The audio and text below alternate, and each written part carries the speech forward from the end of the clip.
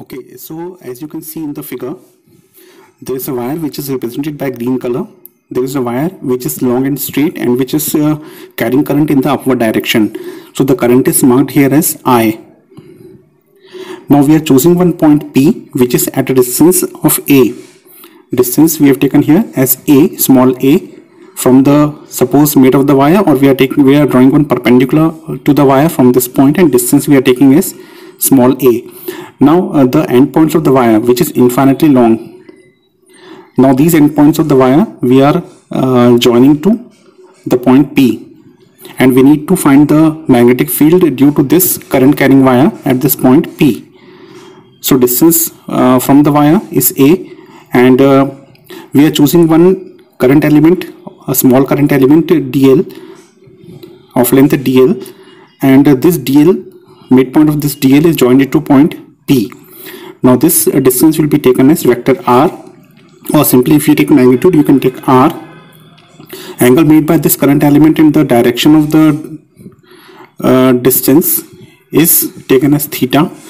Two angles, the upper one and the lower one, they are taken as phi 2 and phi 1, as you can see from the figure. And now we need to find the magnetic field at point B. Now according to Biot-Savart law, the current carrying conductor is having magnetic field around it, which is obtained after choosing one small current element. So here dl is the current element.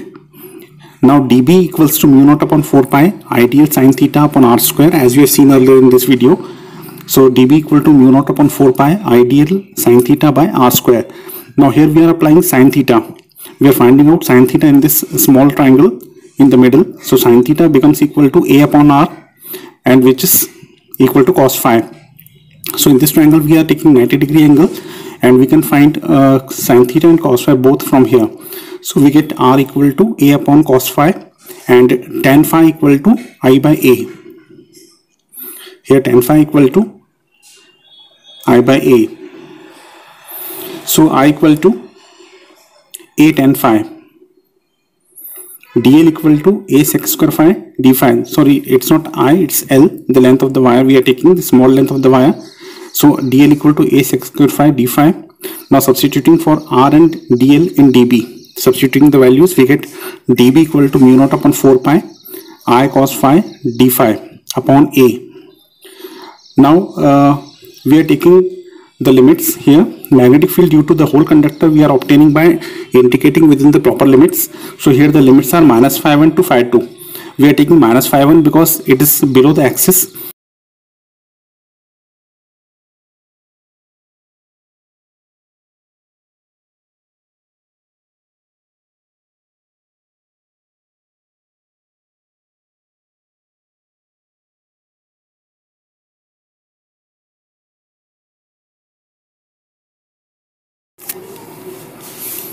We are taking here minus phi 1 because phi 1 lies below the axis and phi 2 lies above the axis, so it will be positive. Now we are finding out the magnetic field due to the whole conductor by integrating it within the proper limits, that is from minus phi 1 to phi 2. Right, now B can be obtained by the integration dB, which is equals to integration minus phi 1 to phi 2 mu naught upon 4 pi a I cos phi d phi. Okay, so it can be simplified further. The B equals to mu naught upon 4 pi a I sin phi 1 plus sin phi 2. Now we are applying one special case here, that is if the wire is infinitely long, that means it's infinitely long wire. So in that condition we will open the angles more and more, both phi 1 and phi 2. So here phi 1 which is equal to phi 2 becomes 90. So B becomes mu naught 2I upon 4 pi a, and after further simplification B equals to mu naught I upon 2 pi a. Now this can be shown with the help of the graph which is given in the green box. You can see there.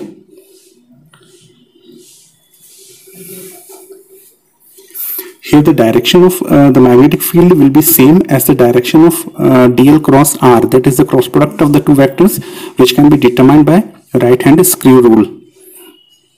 So magnetic field, as you know that cross product is always determined by two rules, that is right hand thumb rule or the Maxwell's corkscrew rule. Now this field will be perpendicular to the plane of the diagram and indicated by the cross at the point P. So wherever we are writing cross, we have to assume that the lines are entering into the paper, and when dot is put, we need to consider that the lines are exiting from the paper. So this is all about the derivation. Now just you can copy down all these notes.